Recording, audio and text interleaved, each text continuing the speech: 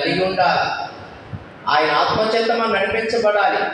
ఈ లోకంతో మన స్నేహము చేయకూడదు. ఈ లోకంతో స్నేహం చేసినటువంటి ఒక స్త్రీ ఉన్నది. ఆమె పేరు మీకు తెలుసా? ఆ పేరేంటో? పేరైతే రాయబడలేదు కానీ లోతు భార్య. ఎవరామె? లోతు భార్య.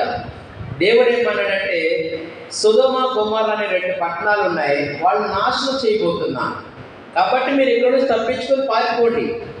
అయితే కండిషన్ ఏంటంటే, మీరు మాత్రం వెనక్కి తిరిగి చూడవద్దు.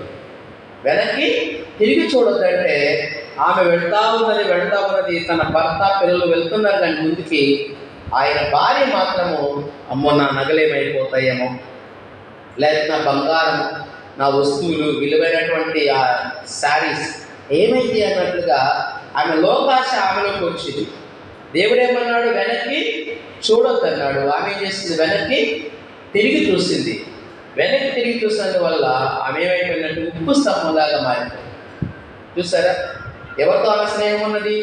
దేవుడితో స్నేహం ఉన్నదా? లోకంతో స్నేహం ఉన్నదా? ఎవరితో స్నేహం ఉన్నది? లోకంతో స్నేహం ఉన్నది. ఆ యొక్క ఫ్రెండ్షిప్ విత్ గాడ్, దేవుడితో సహవాసం చేస్తే మనం ఎంతగానో ఆశీర్వదించబడతాం. అబ్రహాము ఏమన్నాడు? అబ్రహాముల గురించి దేవుడు ఏమంటున్నాడు? నా యొక్క స్నేహితుడు అన్నాడు. అబ్రహాము ఎలాగ ఆశీర్వదించబడ్డాడు? ఆయన సంతానం ఎలాగ ఆశీర్వదించబడినది? ఆకాశంలో నక్షత్రాల వలె, సముద్ర తీరమందలి ఇసుకల వలె దేవుడు గొప్పగా ఆశీర్వదించాడు. దేవుని స్తోత్రం చెప్పండి. హల్లెలూయా. ఎంతగా దేవుడు ఆశీర్వదించాడు? కారణం ఏంటంటే దేవునితో ఉన్న సహవాసం, ఆ ఫ్రెండ్షిప్. దేవునితో మనం సహవాసం చేస్తే గొప్పగా ఆస్వాదించబడతాం. లోతు భార్య ఏమైపోయింది? లోకంతో స్నేహం చేసింది. లోకంతో స్నేహం చేసినందువల్ల ఉప్పు స్తంభంగా మారిపోయింది. ఈనాటికి కూడా ఆ ఉప్పు స్తంభం అలాగే ఉన్నది చూడండి. కాబట్టి మనము ప్రియమైన దేవుని సంగమా, దేవునితో మనం ఈ లోకంలో జీవించినంత కాలం, ప్రాణం ఉన్నంత వరకు. ఆ పాట కూడా నిన్న ఒక అమ్మాయి పాడింది. ఆ పాట ప్రేమించే, అదే పాట కదా. నా ప్రాణమున్నంత వరకు నీ మహిమలో చేరే వరకు. మంచి పాట పాడింది ఆ రోజు. ఎవరు పాడిందా? కోటేశ్వరమ్మ. ఎవరు పాడింది? జ్యోతి. Very good. ఆ పాట చక్కగా పాడింది. కాబట్టి మన ప్రాణం ఉన్నంత వరకు, బ్రతికున్నంత కాలము, ఆయన మహిమలో చేరేంత వరకు కూడా మనము ఎలాగుండాలి? దేవునితోనే మనకు కనెక్షన్ ఉండాలి.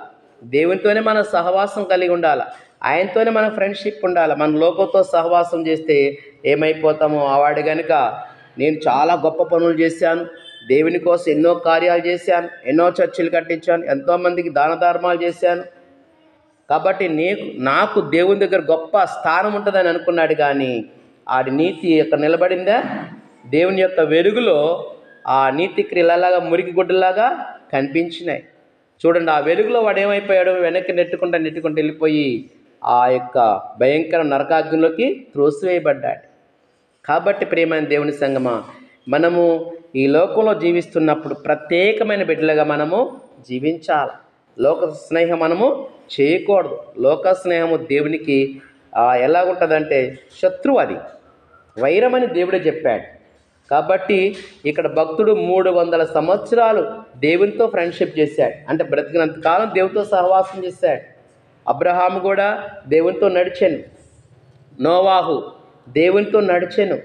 ఎంతోమంది భక్తులు, మోషే గారు దేవునితో నడిచారు, దేవునితో సహవాసం చేశారు.